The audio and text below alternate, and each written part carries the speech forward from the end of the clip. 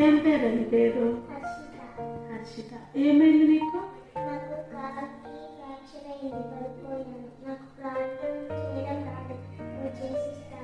తప్పకుండా ప్రార్థన చేస్తా, కానీ నువ్వు ప్రార్థన చేసుకో. ఎట్లా అంటే ప్రార్థన అంటే వేరేది ఏం లేదు. కళ్ళు మూసుకొని యేసయ్య నాకు నొప్పిగా ఉంది, నీకు నొప్పి వస్తుంది కదా, ఆ నొప్పికి అయ్యా నాకు నొప్పిగా ఉంది, నొప్పి తగ్గించు అని ప్రార్థన. సరేనా? ఇప్పుడు నన్ను 2 రోజుల నుంచి గమనిస్తున్నావు కదా, నేను ఏడుస్తున్నానా? నేను ఏడ్చానా? ఎప్పుడు ఏడ్చాను? అప్పుడు ఏడ్చాను, కానీ నా కాలు ఆపరేషన్ అయినప్పుడు నేను ఏడవలేదు తెలుసా. ఎందుకంటే నాకు యేసయ్య తోడుగా ఉన్నాడు. ఆపరేషన్ చేసేటప్పుడు కూడా ఇప్పుడు చిన్న సూతులు మనకి నొప్పి అనిపిస్తాయి, కొన్ని 2 నిమిషాలు మాత్రమే, తర్వాత మనకి మంచి జీవితాన్ని ఇస్తాయి. ఎందుకో తెలుసా? ఆ ఇంజెక్షన్ చేయకపోతే మన బాడీలో ఇన్ఫెక్షన్ పోదు. నీది నాది ఒకే ప్రాబ్లం, ఏంటి? ఇన్ఫెక్షన్ కదా. ఈ ఇన్ఫెక్షన్ పోవాలంటే యేసయ్యకి చెప్పాలి. సరేనా?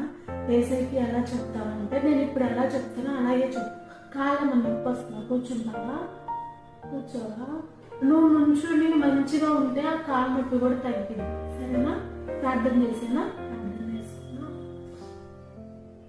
నేను ఎలా ప్రార్థన చేస్తున్నానో నువ్వు వింటూ నువ్వు కూడా యేసయ్యా యేసయ్యా అని. సరేనా? కళ్ళు మూసుకో. యేసయ్యా నీకు వందనాలు ప్రభువా, ఈ పాపని ప్రేమించండి, పాపకు మంచి ఆరోగ్యాన్ని ఇవ్వండి ప్రభువా. పాప పేరు హర్షిత, మీరు జ్ఞాపకం చేసుకోండి, తనకు మంచి ఆరోగ్యాన్ని ఇవ్వండి.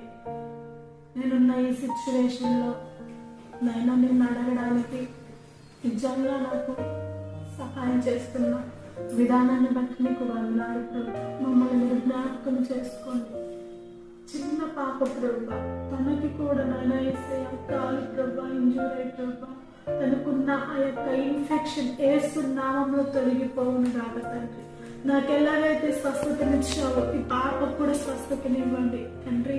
ఆ పాప అంతటికి ఆ పాపే వచ్చి నా కోసం ప్రార్థన చేయండి అన్నది కదా ప్రభు.